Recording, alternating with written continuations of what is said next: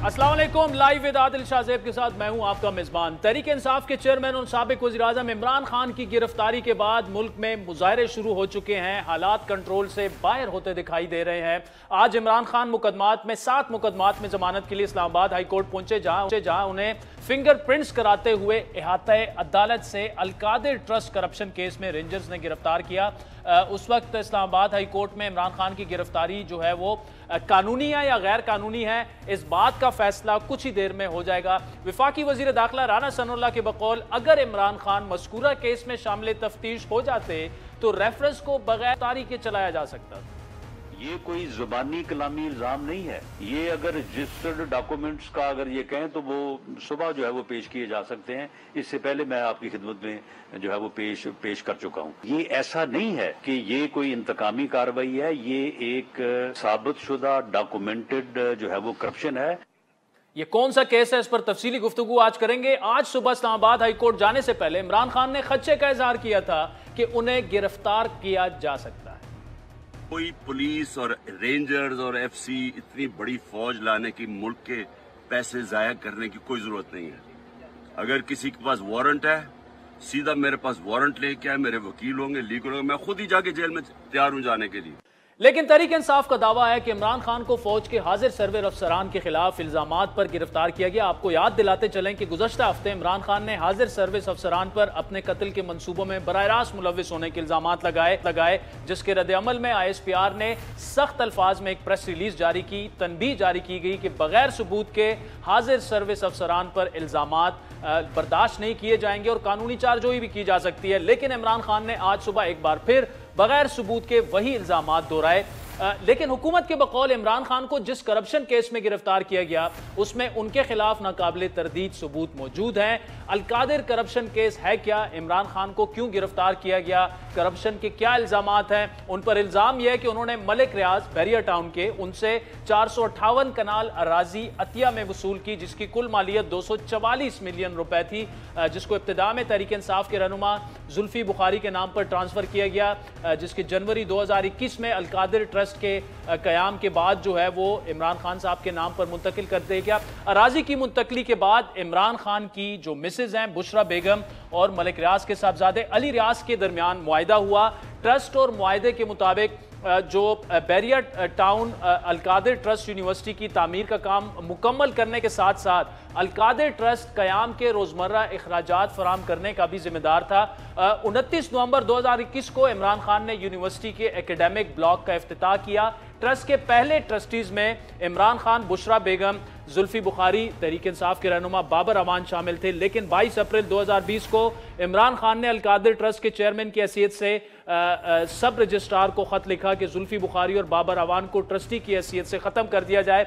तब्दील शुदा trust deed के मुताबिक ट्रस्ट की मरकजी ऑफिस को बनी गाला इमरान खान की रिहाइशगाह से तब्दील कर दिया गया। रिकॉर्ड के मुताबिक जनवरी 2021 से दिसंबर 2021 तक ट्रस्ट को 180 मिलियन के अतियात मिले। अलकादिर ट्रस्ट में चैरिटी पोर्टल के मुताबिक इमरान खान, बुशरा बेगम, डॉक्टर आरिफ नजीर भट्ट और फरा शहजादी फरागोगी ट्रस्टी लिस्ट में शामिल हैं। मरकजी सवाल मलिक रियाज की तरफ से साबिक वज़ीर-ए-आज़म इमरान खान को अतिया के तौर पर 458 कनाल अराजी, बिल्डिंग की तामीर और ट्रस्ट चल अखराजात क्यों फराहम किए गए। मौजूदा हुकूमत ने अलकादिर ट्रस्ट केस में जो तहकीकात की उसका खुलासा ख्वाजा आसिफ और मुसद्दिक मलिक ने हमारे प्रोग्राम में कुछ यूं बयान किया। काबीना में बगैर दिखाए एक कागज को सील किया गया। हुकूमत पाकिस्तान यानी पाकिस्तान की रियासत यानी जिसको आप फेडरल गवर्नमेंट कहते हैं, फेडरल गवर्नमेंट ने वो कागज जिसके जरिए वो पैसा जो हुकूमत को मिलना था वो पैसा भेजा गया मलिक रियाज साहब के अकाउंट में, उसको बगैर काबीना के अरकान को दिखाई सील कर दिया गया, जिसको अभी हमने डी सील किया है। काबीना के अंदर बैठे जो एडवाइजर थे शहजाद अकबर साहब, वो यहां से लंदन गए, कागज साइन करके आए जिसके जरिए उनको गारंटी मिली कि ये सीक्रेट रहेगा, जिसके बाद वो पैसा ट्रांसफर हुआ। उसके बाद आते ही 450 कनाल जमीन ले ली। तो आप बताइए आप क्या करें। तो आप जो 190 मिलियन पाउंड की बात कर रहे हैं, जो वो भी तो पाकिस्तान का पैसा ना जी। वो जो लाइबिलिटी सुप्रीम कोर्ट ने क्रिएट की हुई है मलिक रियाज के नाम के ऊपर जो है, उसको जो एडजस्ट होना है उसमें जाने की बजाय जो है वो पैसा जो है वो उनके, लेकिन खास साहब उस मामले की भी ये पैसा जो है ना वो प्रेस कॉन्फ्रेंस में तो नहीं मैंने किया नहीं, वो अच्छा, परसू हो रहा है परसू। अच्छा। देखिए वो पैसा जो है उनकी लायबिलिटी जो है एडजस्ट जो है उस पैसे से करना जो है वो तो एक it's a huge favour. That money was meant for government of Pakistan. Al Qadir university जिसमें आज से कुछ 3-4 महीने पहले 40 स्टूडेंट थे, इट वाज ए सब कैंपस, ये यूनिवर्सिटी नहीं है। एक हुक्मरान ने जो है किसी से माल पकड़ के उसकी जेब में 190 मिलियन पाउंड डाल दी। अब नाज़रीन, ये 190 मिलियन पाउंड का किस्सा क्या है, हमने एक्सक्लूसिव इस पर 2 प्रोग्राम हम कर चुके हैं। बैरियर टाउन के मलिक रियाज साहब की जो 190 मिलियन पाउंड यूके की क्राइम एजेंसी ने वो हुकूमत पाकिस्तान को हवाले किए कि ये आपकी प्रॉपर्टी है, लेकिन वही रकम मलिक रियाज के जुर्माने की मद में सुप्रीम कोर्ट को अदा कर दी गई। ये मामला क्या है, हमने जो 1 साल पहले उस पर तफसीली कवरेज की थी, जरा वो दिखाया।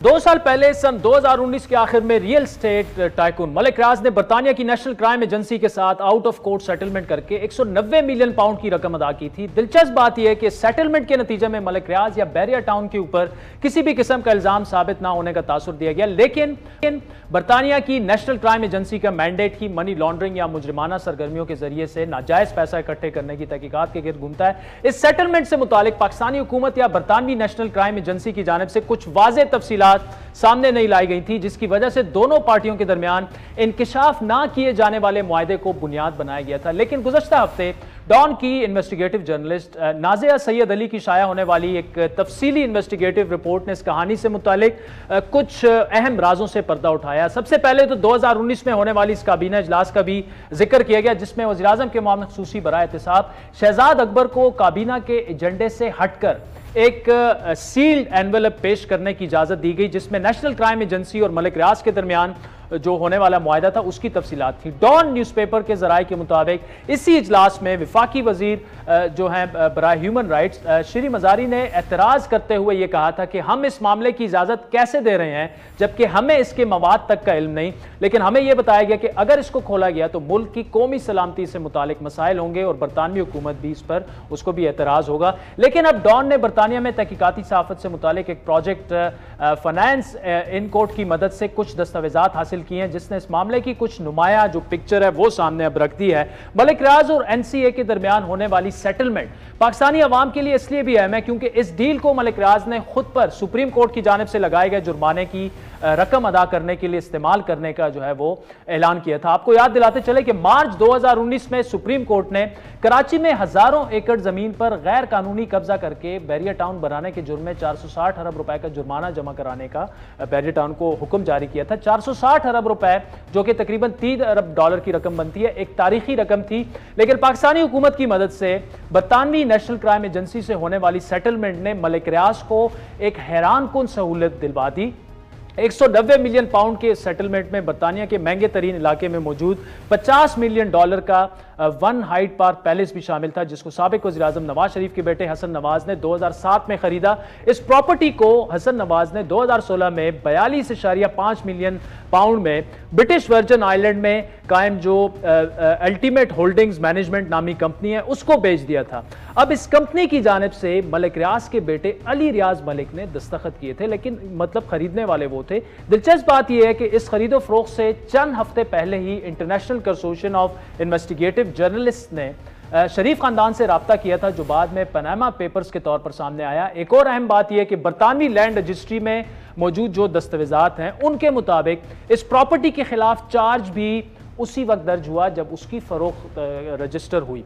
2019 में मलिक रियाज की बरतानिया से 190 मिलियन पाउंड की सेटलमेंट उस वक्त मुतासिर हुई जब अकाउंट फ्रीजिंग ऑर्डर नामी एक कानून लागू हुआ बरतानिया में, जिसके तहत कानून नाफिज करने वाले इदारों को मशकूक सरगर्मियों के खिलाफ कार्रवाई का इख्तियार मिला।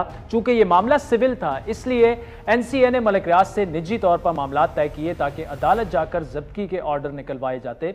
अगस्त 2019 में फिर मलिक रियाज से मुतालिक 8 अकाउंट फ्रीजिंग ऑर्डर लंदन की अदालत से निकाले गए, जिस पर अमल करते हुए रिश्वत और करप्शन से मुबैना तौर पर इकट्ठे किए गए 100 मिलियन पाउंड को मुंजमद किया गया। जबकि दिसंबर 2018 में भी मलिक रियाज के खानदान के अकाउंट्स में मौजूद 20 मिलियन पाउंड को मुंजमद किया गया था। ये अकाउंट फ्रीजिंग ऑर्डर्स मलिक रियाज की अहलिया बीना रियाज, बेटी सना सलमान, बेटे अली रियाज, बहू मुबश्शिरा अली और दीगर के अकाउंट से मुतालिक जारी किए गए थे। सितंबर 2019 के दौरान फिर बैरिस्टर शहजाद अकबर और मलिक रियाज के दरमियान बताया यह गया कि मुतादिद मुलाकातें हुई, जिसके बाद वेस्टमिनिस्टर मजिस्ट्रेट कोर्ट ने इस सेटलमेंट को पाया तकमील तक पहुंचवाया और फिर 5 दिसंबर 2019 को बैरिस्टर शहजाद अकबर ने इस्लामाबाद में एक प्रेस कॉन्फ्रेंस में सुप्रीम कोर्ट के अकाउंट में $140 मिलियन की रकम आने का ऐलान किया और बकिया 50 मिलियन पाउंड जो है वो वन हाइड पार्क की फरोख्त के बाद पहुंचने का दावा किया। जब उनसे यह सवाल हुआ कि ये पैसा कहां से आया तो उन्होंने मलिक रियाज और नेशनल क्राइम एजेंसी जो बरतानिया की है उनके दरमियान होने वाले मुआहदे की वजह से बताने से गुरेज किया। यही सवाल मैंने हम न्यूज के दौरान प्रोग्राम के दौरान अपने प्रोग्राम में बारहा कई वज़रा और मौनी ने खुसूसी से पूछा, सबका जवाब इसी मुआहदे की शर्त। नाज़रीन, यही सवालात अपने प्रोग्राम में दोबारा बैरिस्टर शहजाद अकबर साहब के सामने रखने के लिए आज उनको मैसेज भी भिजवाए, लेकिन उनके जवाब का इंतज़ार है हमें। हमारे प्रोग्राम का प्लेटफॉर्म उनके लिए हाजिर है, वो जब चाहें प्रोग्राम में शामिल होकर अपना नुक्ता नज़र पेश कर सकते हैं। दूसरी जानिब 22 नवंबर 2019 में वेस्टमिनिस्टर की अदालत ने मलिक रियाज के अकाउंट्स को मुंजमद करने का ऑर्डर खत्म किया और फिर उन्हीं अकाउंट से 140 मिलियन पाउंड रकम सुप्रीम कोर्ट के उस अकाउंट में ट्रांसफर हुई जो अकाउंट मलिक रियाज पर आयद 460 अरब रुपए के जुर्माने की अदायगी के लिए खोला गया था। यानी मलिक रियाज ने जो रकम बरतानिया में मुबैना तौर पर मशकूक जराए से हासिल की, जमा की, वही रकूम पाकिस्तान में उन्हीं के एक और जो गैर कानूनी अमल था उस पर आयद होने वाले जुर्माने की मद में अदा की गई। सितम ज़रीफ़ी यही है कि जो हुकूमत एहतसाब और माफिया को ना छोड़ने के दावे करती है, बाहर पड़ा पाकिस्तानी पैसा वापस लाने के वादे करती है, उसी हुकूमत ने एक बासर शख्सियत की वो रकम जो मुबैना तौर पर गैर कानूनी तरीके से लंदन में जमा की गई थी, फिर बरतानवी हुकूमत ने उसको मुंजमद किया, उसी रकम को पाकिस्तानी हुकूमत की मदद से वापस उसी शख्स के अकाउंट में ट्रांसफ़र करवाया गया और फिर उसी रकम को उसी शख्सियत ने पाकिस्तान में गैर कानूनी अमल की पादाश में जुर्माने के तौर पर इस्तेमाल किया। दूसरा बड़ा सवाल वज़ीर-ए-आज़म के मामसूसी शहजाद अकबर से भी बनता है, जिन्होंने पर काबीना इजलास में एक नॉन एजेंडा आइटम को शामिल कराकर फिर बगैर बहस करवाकर मंजूरी भी उसकी करवा ली और इस पर मजीद बात करने के लिए जो है वो उसको मुल्क की सलामती से जोड़ा गया कि उस पर बात नहीं की जा सकती। क्या मुल्क की सलामती इतनी कमज़ोर है कि एक आउट ऑफ कोर्ट सेटलमेंट के अफशा होने से खतरे में पड़ जाए? यही अहम सवाल है। तो नाज़रीन, इस पर तफसीली गुफ्तगू करेंगे। इस वक्त हमारे साथ मौजूद हैं पाकिस्तान के सीनियर सहाफ़ी मायनाज़ तज़ियाकार हैं मज़हर अब्बास साहब। रज़ा रूमी साहब ने हमें यूएस से ज्वाइन किया है, किसी तारुफ के मोहताज नहीं है, मारूफ कॉलमिस्ट हैं और हम राब्ते की कोशिश कर रहे हैं। बैरिस्टर गौहर साहब जो आज इमरान खान साहब के साथ मौजूद थे जब उन्हें अरेस्ट किया गया, उन्हें इस वक्त इस्लामाबाद हाई कोर्ट में बुला लिया गया है, लेकिन हम कोशिश करेंगे कि उनसे फ़ोन पर बात हो जाए। उसके अलावा नदीम अफजल चंद साहब पीपल्स पार्टी के सीनियर रहनुमा हैं, हुकूमत का बड़ा अहम हिस्सा पीपल्स पार्टी है, तो हम आगाज़ करेंगे नदीम अफजल चंद साहब से। नदीम साहब, एक तशवीशनाक सूरत हाल पैदा हो चुकी है, कोर कमांडर हाउस लाहौर हो गया, GHQ पे लोग चले गए हैं, पिंडी में ये आउट ऑफ कंट्रोल हो चुके हैं हालात। दूसरी बात यह कि जिस तरीके से इमरान खान साहब को गिरफ्तार किया गया, उन्हें ज़दोकोप किया गया, उससे तो क्लियरली सियासी इंतकाम की बू आ रही है। देखिए जी, मैं समझता हूँ इसमें पॉलिटिकल विक्टिमाइजेशन तो नहीं है जी, क्योंकि मैं जितने भी आज तक मुकदमात बनाए गए हैं उनमें से जो फिट मुकदमा है ना, जिस पर मैं आई विटनेस भी हूँ, मैं कैबिनेट में था उस वक्त और जो हालात मैंने देखे थे, तो ये पहला मुकदमा है। और लेकिन जो उनका अंदाज है गिरफ्तार करने का, उस पे एक पॉलिटिकल लीडर को इस तरह गिरफ्तार करने पे मुझे भी इतराज है एज ए पॉलिटिकल वर्कर। ठीक, लेकिन जहां तक मुकदमा है, एक आपको अदालत को फेस करना चाहिए था और छुपने की जरूरत नहीं होती। उन्होंने आज तक जितने लोगों को वर्करों को ढाल बनाया है, तो मैं समझता हूँ ये उन्होंने कोई दिलेरी का या एक अपना विजनरी लीडर होने का ये सबूत नहीं दिया। पाकिस्तान की तारीख में या दुनिया की तारीख में कभी ऐसा नहीं हुआ। और जो कुछ लाहौर में और कोर कमांडर हाउस और इन चीज़ों पे जो देखें, अब अपने अफवाज पाकिस्तान के अपने जवान अपने शहरियों पर कैसे गोलियां चला सकते हैं, और जो लोग इस वक्त नौजवान बच्चे दिखाए जा रहे हैं जो हमला कर रहे हैं, सरकारी अमला को तबाह कर रहे हैं, इन लोगों को इस राजनीति में पहले क्या मिला था और फिर क्या मिल रहा है? शहजाद अकबर या खुसरो बख्तियार या आजम खान या वो लोग जो पहले जो इक़्तिदार एंजॉय करते रहे, आज वो किधर है सारे? आज वो लीडरशिप किधर है जो ट्विटर पे बैठ के निकलो शट डाउन करो, निकलो बाहर, निकलो जलाओ गिराओ? ऐसा नहीं होना। चंद साहब, मुझे ये बताएं, क्या अच्छा है कि इमरजेंसी भी डिक्लेयर की जा सकती है? क्योंकि अगर आर्मी हाउसेस पर भी चढ़ाई की जा रही है उसके बाद क्या रह जाता है? देखें, ऑफिसर्स मेस के ऊपर और आर्मी कोर कमांडर की रिहायशगाह के ऊपर जिस तरह हमला हुआ है और जिस तरह और पुलिस स्टेशन के ऊपर पुलिस वैन्स के जो कराची में बसेस को जलाया जा रहा है, तो ये क्या मैसेज देना चाहते हैं कि ये पॉलिटिकल जमात है, ये क्या चीज है? और ये हम पॉलिटिकल लोग शर्मिंदा हो रहे हैं कि हम किधर जा रहे हैं। तो क्या हमारे पास में चीजें नहीं है? आप मॉब को लेके निकलते हैं, आप लीड करके निकलते हैं, फिर आप अगर कंट्रोल नहीं कर सकते तो आप निकलते क्यों हैं? आप ट्विटर पे देख लें, हर लीडर उसके लीडर ने कहा निकलो, शट डाउन। इमरान खान हमारी रेड लाइन है। आप ये ना, मैं समझता हूँ कि ना एक पॉलिटिकल जमात की आप बेहतरी के लिए कर रहे हैं, ना इस सिस्टम की बेहतरी के लिए कर रहे हैं। नहीं चंद साहब, मुझे ये बताया ना, रेड लाइंस तो चले पास हो गई हैं, तो आपको क्या इमरजेंसी या टेक ओवर का खतरा है? सिस्टम ही लपेट दिया जाए, मैं इक़्तिदार में नहीं तो ये सिस्टम ही खत्म हो जाए, ऐसा नहीं होता। और अब अदलिया को इम्तिहान में डाल रहे हैं कि उनको कोई अगर रिलीफ मिलना भी था तो इस जलाओ गिराओ के बाद उनको कौन रिलीफ देगा? और क्या आम आदमी को भी इस तरह रिलीफ मिलता है? आम आदमी को गिरफ्तार होता है, हम कहते हैं 2 नहीं 1 पाकिस्तान। मैं इस तरह नहीं होना चाहिए मेरे ख्याल में। इससे पहले और भी पॉलिटिकल लीडर्स गिरफ्तार हुए हैं, और भी पॉलिटिकल लीडर्स ने गिरफ्तारियां दी हैं, और फिर जमानतें भी। मैंने मजहर साहब के पास भी जाना। सरन बताएं चंद साहब, आपको क्या इमरजेंसी लगने का, टेक ओवर का कोई खदशा है? देखिए जी, आप तो हम मवाद को मुहैया कर रहे हैं, कोई टेक ओवर ना करे तो उसकी मेहरबानी है। अजहर अब्बास साहब, क्या आपको क्या लग रहा है जितनी आसानी से ये सब कुछ पीटीआई के कारकुनान ने कर दिया, आर्मी हाउसेस पर चढ़ाई, जलाओ घिलाओ घेराओ पूरा सारा, ओवरऑल आपको क्या लग रहा है, क्या किस तरफ ये बात जा सकती है? देखिए आदिल, जो रिएक्शन आया है इस पे बात कर लेंगे कि गिरफ्तारी सही थी या गलत। जी मेरी आवाज आ रही है? जी जी जी बोलिए मजहर साहब जी। हाँ, मैंने कहा कि जो रिएक्शन आया है, जो रद्दअमल आया है इमरान खान की गिरफ्तारी के बाद, वो रद्दअमल हुकूमत के खिलाफ नहीं है। बज़ाहिर ये लग रहा है कि वो रद्दअमल जो है वो फौज के खिलाफ है, क्योंकि जो चीजें टारगेट हुई उसके बाद उसमें बिल्कुल वाज़ेह तौर पे ये नजर आ रहा है कि जो अटैक्स हैं, जो भी मेरा ख्याल है, जो मैंने मालूमात की है, वो शायद कोर कमांडर लाहौर का घर नहीं था, वो कोई क्लब था जहां जो अटैक हुआ है। लेकिन फिर भी और जगहों पे भी जो टारगेट हो रहा है, जो नारेबाजी हो रही है, वो बहुत लग रहा है। तो मुझे खदशा ये है कि इमरान खान ने जो चाहे वो पार्टी पॉलिसी के तहत हुआ हो या एक स्पॉन्टेनियस रिएक्शन हुआ हो, लेकिन ये पीटीआई के खिलाफ और खुद इमरान खान के खिलाफ एक मजबूत केस बनता जा रहा है। क्योंकि ये इससे माजी में हमने बहुत से देखा है कि बहुत से प्रोटेस्ट हुए हैं, गाड़ियां भी जलाई गई हैं, बसें भी जलाई गई हैं, पुलिस मोबाइल भी जलाई गई हैं। माजी में पॉलिटिकल एजिटेशंस में ये होता रहा है। लेकिन ये जो चीज हुई है कि जो इस तरह के टारगेट्स हुए हैं, ये पहले नहीं देखे गए। तो मजहर साहब, क्या पीटीआई को इस तमाम मामलात की वजह से पाबंदी का भी सामना करना पड़ सकता है, बैन भी हो सकती है आपके ख्याल में?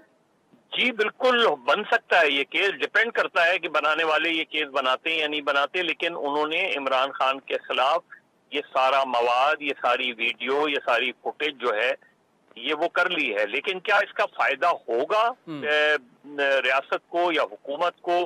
देखिए, बहरहाल इमरान खान एक बड़ी सियासी जमात के सरबराह हैं। पीटीआई पाकिस्तान की इस वक्त सबसे बड़ी जमात है और वो चारों सूबों में है। तो इतना आसान नहीं होगा कि ऐसी जमात को आप एंटी स्टेट डिक्लेयर कर दें। ये आसान नहीं होगा कि ऐसी जमात पर पाबंदी लगा दें। और चूंकि पाबंदी के जो हमने माजी में देखा है, चाहे नेशनल अवामी पार्टी पर पाबंदी लगाई गई हो या उससे पहले भी हमने देखा है, तो उसके जो फॉल आउट्स होते हैं वो बहुत खतरनाक होते हैं। हमने अभी कराची में भी एमक्यूएम लंदन पे गैर एलानिया पाबंदी मौजूद है इसमें उनके लोगों को। तो ये मजहर साहब, ये काउंटर प्रोडक्टिव होती है, मैं आपसे एग्री करता हूं। लेकिन अगर आप नैब के केस में देखें या एमक्यूएम के केस में देखें या इवन भुट्टो साहब को तो फांसी लगाया गया, पीपल्स पार्टी ने तो इस तरह आर्मी हाउसेस पर चढ़ाई नहीं की थी। ये तो बड़ा एक अनप्रेसिडेंटेड सा एनवायरनमेंट बन चुका है इस वक्त। देखिए, वही मतलब माजी में हमने कुछ चीजें देखी हैं और ये जो चीजें हैं वो बिल्कुल वो नहीं हुआ। और इसीलिए ये है कि ये अलाउ कैसे किया गया। ठीक, क्या इतना कोई लाखों का क्राउड तो नहीं था कि जो कंट्रोलेबल नहीं था? ये कैसे कैसे पिंडी में GHQ तक पहुंच गए? क्या ये माजी में क्या ये कंट्रोलेबल नहीं था? कैसे कंट्रोल नहीं किया जा सकता था? ये लाहौर में कैसे घुस गए? ये पेशावर में कैसे घुस गए? ये इसको कंट्रोल क्यों नहीं किया गया? या फिर ये कि ये सारी चीजें अलाउ की जा रही हैं to make a case against Imran Khan? ये भी एक वो जो तासुर आ रहा है।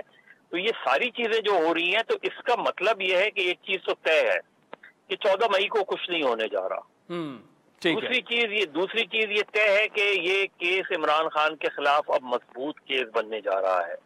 तीसरी बात ये कि क्या अंदाजा यही हो रहा है कि अगर इस पे PTI ने, क्योंकि इससे अपने आप को अलग नहीं किया इन सारी एजिटेशन से जो रिएक्शन हुए हैं और इन जगहों पे अटैक हुए हैं, उससे PTI ने अपने आप को डिसोन नहीं किया। और सबसे खतरनाक बात क्या है, इस स्पॉन्टेनियस रिएक्शन की कोई ऑर्गेनाइज ओनरशिप नजर नहीं आ रही कि कोई पार्टी की डायरेक्शन नजर आ रही हो। यानी PTI की मदद साहब टॉप सेकंड टियर जो लीडरशिप है वो भी इस वक्त नजर नहीं आ रही। शाह महमूद साहब ने प्रेस कॉन्फ्रेंस की, कंडेम किया सब कुछ को, लेकिन अभी तक कुछ क्लियर कट उनका कोई लायामल नहीं आया। वक्त तो चाहता है नाजरीन एक ब्रेक का, जिसके बाद हमारे साथ मजहर साहब हैं, नदीम अफजल चंद साहब हैं, रज़ा रूमी साहब भी हमें ज्वाइन करेंगे और बैरिस्टर गौहर साहब को भी कोशिश करेंगे कि इस्लामाबाद हाई कोर्ट में जो कुछ चल रहा है उनसे उस मामला पर गुफ्तगू करेंगे ब्रेक के बाद।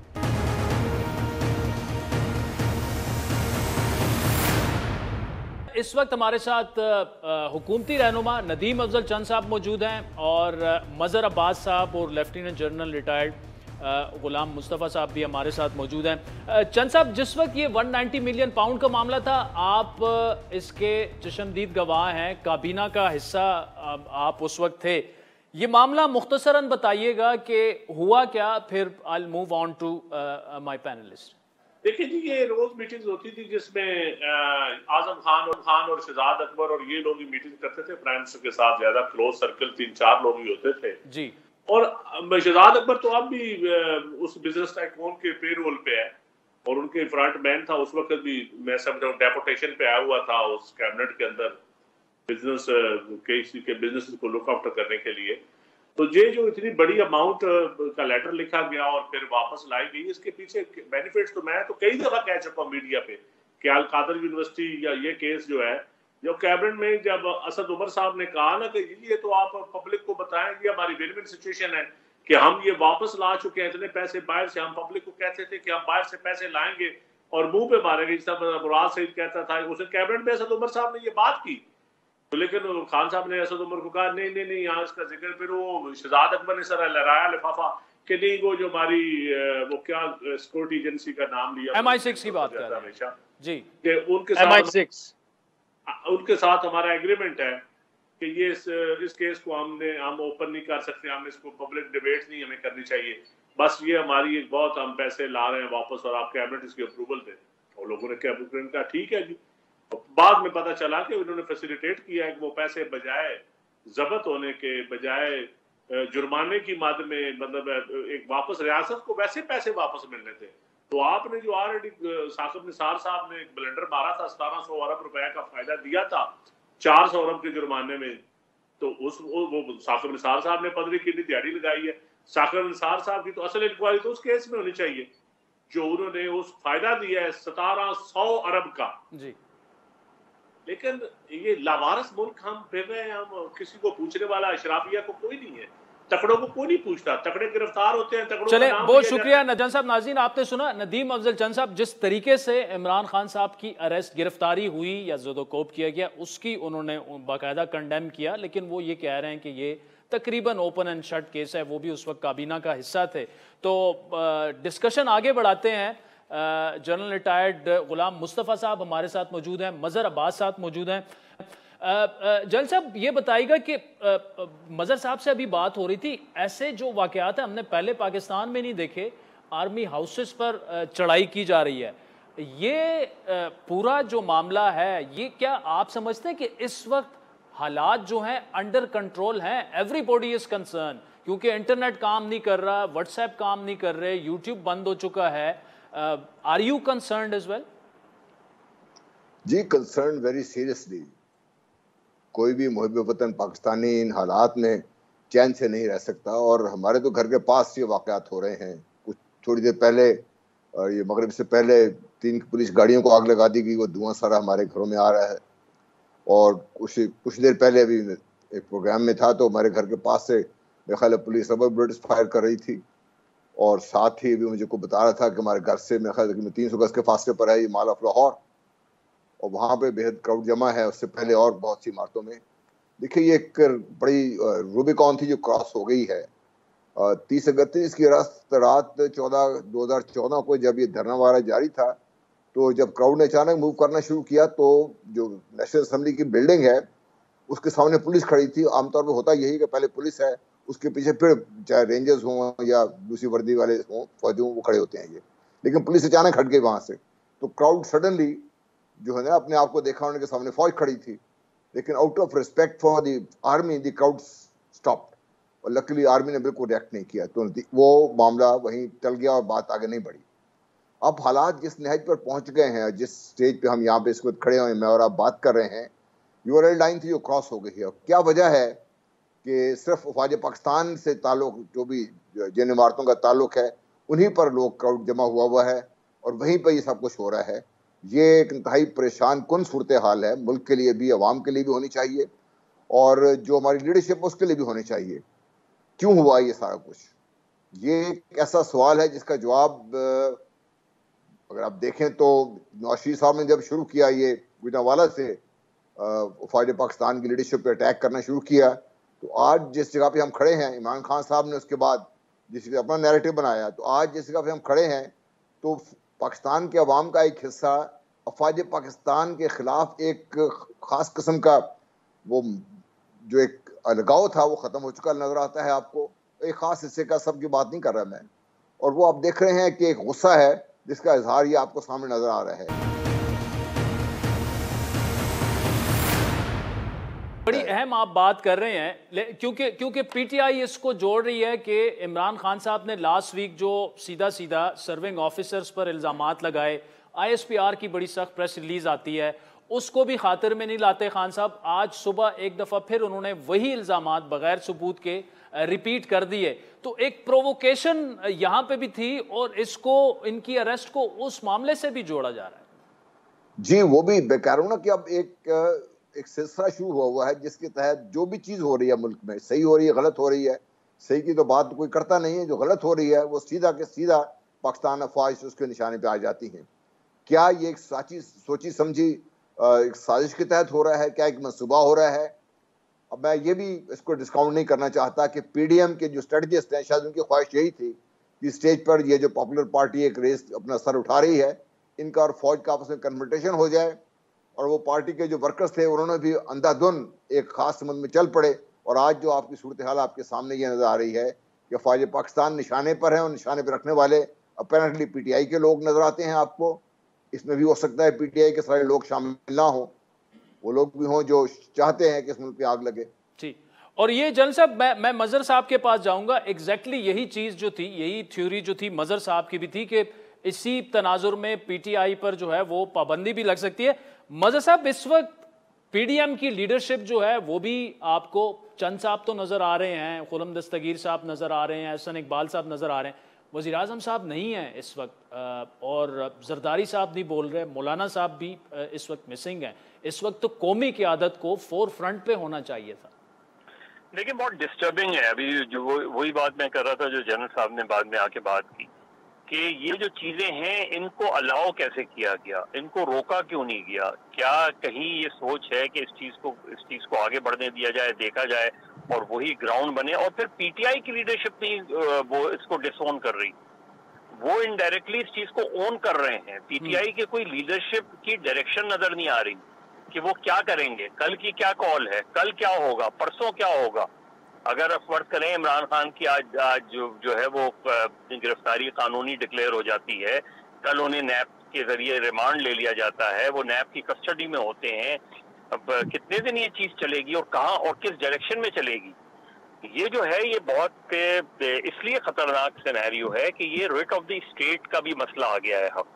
और ये बात ठीक है कि आप, मुझे लग ये रहा है कि अल कादिर ट्रस्ट का केस जितना भी मजबूत हो, ये केस मुझे ब्रीच ऑफ ट्रस्ट का लग रहा है। और यही सिचुएशन ये लग रही है कि इमरान खान कहीं ना कहीं उनकी कबूलियत जो है वो नहीं हो पा रही, और उनके जो भी जिसकी भी अप्रीहेंशन होगी। और इसमें मुझे गवर्नमेंट तो सिर्फ एक प्लेयर के तौर पे नजर आ रही है। गवर्नमेंट जो है, गवर्नमेंट की उतनी ताकत नहीं नजर आ रही, गवर्नमेंट की उतनी रिसोर्सेज नहीं नजर आ रही। ऑल ऑफ अ सडन ये केस आया है ना सामने।